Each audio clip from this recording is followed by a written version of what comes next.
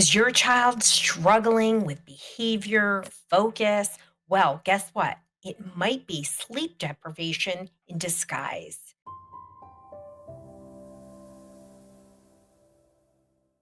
Hi, I'm Dr. Roseann, and I make calming dysregulation easy. Well, today we're diving into sleep, how to help our kids be more regulated in everyday life. And guess what? We don't talk enough about sleep. And this was a fan requested episode because there's so much we can do to help our kids sleep better. And we're going to dive into why sleep is just so important for nervous system regulation and 6 steps to help our children sleep better. And of course, what to do when you feel like you've tried everything and they're still struggling. Why is sleep so essential? There's so many reasons, right? I mean, our kids just don't get enough of it. If you have teenagers, they often get stuck with last minute big assignments. Thank you for that. I hate that. But when the brain is sleeping, it resets, it reorganizes. 90% of detoxification occurs in sleep, and it helps to reorganize emotions, thoughts, behaviors. It really calms things down. And when we don't sleep, we've increased impulse control issues, increased irritability, right? I mean, if we're irritable when we don't sleep, why are our kids any different? I never get that when parents don't understand that. Sleep hygiene is what we're going to talk about. Sleep hygiene is that ritual, that routine that you have for sleep, right? And it's the same for our kids. And when we have a sleep ritual, a routine, it's actually a nonverbal cue for the brain that it's time to settle down. It's time to sleep, right? And those routines are so critical. And we see it all the time. And don't forget, when your kids are super little, we really prioritize those routines and really stick to our sleep hygiene because we see that they're just so affected by it. Why is it any different when your kid's 7, 17, or 27? These things are really important. So number one, my first tip is to decrease overstimulation at night, right? So a calm nervous system actually is starting to prepare itself for sleep. And I think we all can relate to this. This week I had like something every single night. It happens to be the dead of winter, super, super cold here in Connecticut outside of New York City. Record colds. Maybe I just feel like it's record colds.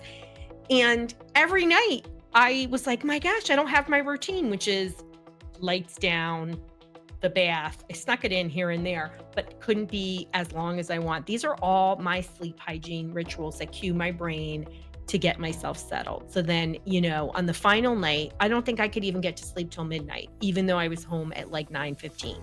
Because I was just too stimulated all week. So how do we do this? How do we reduce overstimulation? Number one, a consistent bedtime. And the rule is for sleep that you want to go to bed and wake up at about half an hour consistently, half an hour window every single day, even the weekends. Now, don't get me wrong, you do need sometimes sleep catch up on the weekends, particularly our teenagers, right?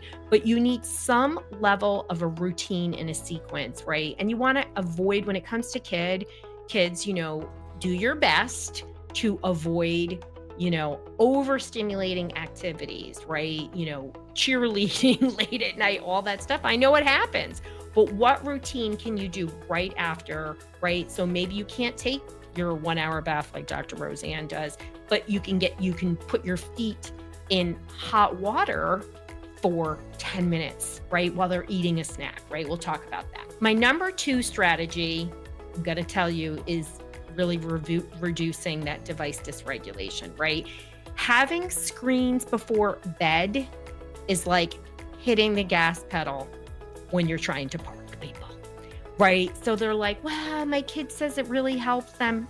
Old donkeys, bologna and cheese, because we're addicted to it, right? Everybody is. Why is screens before bed? Why is it so bad? So we know through old research that as little as 20 minutes on a screen actually overstimulates or understimulates the nervous system, but it automatically starts reducing melatonin. We need that for sleep. That's why a lot of people are on melatonin. I'm not against melatonin. We're talking about ways to shift that. Right. Remember, the bedtime routine is a nonverbal way to just signal that it's time to sleep. We want our kids to learn this for themselves, okay? Kids aren't born regulated. We help them to regulate over time. Yes, there's degrees of regulation, but when you have a dysregulated kid, I can assure you, I have worked with the most dysregulated kids you ever could imagine. And there are ways that we can do it. And sleep is one of those. We want to make sure that at least 1 hour before bed, you're having that digital detox, you're getting off that. And if possible, using blue light filters, at least at night. It makes a huge difference. Number 2, we want to set up a sensory friendly environment. So a lot of our kids who are dysregulated, how do all kids? They're overloaded. So that might mean sensory activities before you go to bed. I know I personally do a lot of stretching. I can see when my kids get dysregulated, I'm like, come on, let's, stretch. My Max uses a weighted blanket at night. What other sensory supports can be helpful, right? This is when an occupational therapist can be incredibly helpful to do that. It's in our dysregulation solution. We have lots of activities in there. You want to cut down on clutter in a room. Even visual stimulation can be too much. I've seen this time and time again when I used to walk into classrooms and the kid would be struggling and the parents would say, he's never really had problems, struggling until he went into Mrs. blah, blah, blah's room. And I would walk in and there would just be stuff everywhere. It's too much. It can stimulate you, right? White noise, cool, dark, quiet room can be incredibly helpful. This is a sensory environment for sleep, right? I know I need my white noise because otherwise I'm thinking of some book to write, some blog, some podcast episode. I have a busy mind and I definitely don't have ADD, but I need things to help shut off my inner chitter chatter because I get excited very easily. Our next strategy, number 4, is to use relaxation before bed. Just like I talked about, a hot bath really signals me to go to sleep. Some other things that you can do are progressive relaxation, which is the tensing and releasing from your head to your toe of tension. This is so powerful, you all. I can't tell you enough. People come in and do brain maps with us. Everybody has muscle tension, and we have to do progressive relaxation so that we can get an accurate reading of their brain functioning. That's how tense people are. And this is everybody pretty much, right? You can use guided imagery. You can do big old bear hug or deep pressure activities or other activities that really, really signal, again, prepared to go to sleep. And we hold so much tension with our bodies, but yet we don't spend time releasing it. Okay, number 5, you want to address nutritional deficiencies and biological disruptors to sleep. I'm going to tell you, hold on, magnesium, right? So this is our neurotastic. We are super magnesium deficient, and your body needs it for 300 minimal chemical processes up to 600. And without proper levels of magnesium, your body's not going to work properly. So physically, it can't prepare itself for sleep, right? And what magnesium does, and we have brain magnesium, we have glycinate, we have L-threonate. Threonate is not commonly in a lot of magnesiums because it's super crazy expensive, because it's the only form that crosses the blood-brain barrier. So this is a magnesium that is designed to support the brain, sleep, focus, attention. So magnesium, truly the number one nutrient you need, and it's really impactful in such a positive way when you take proper amounts for sleep.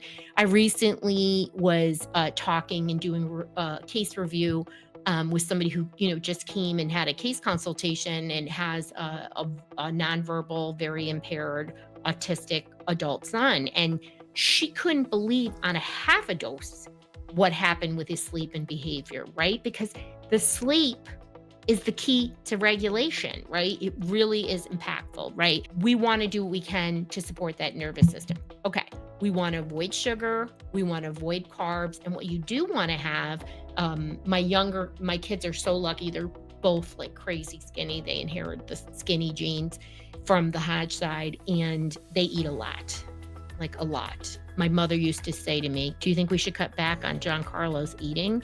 And he's just so thin. Right? He's lucky. He needs a lot of protein. He has mitochondrial issues and hypermobility and hypertone. And so protein is his friend. And protein at night helps to calm you. He's somebody that needs to eat right before bed, always has been.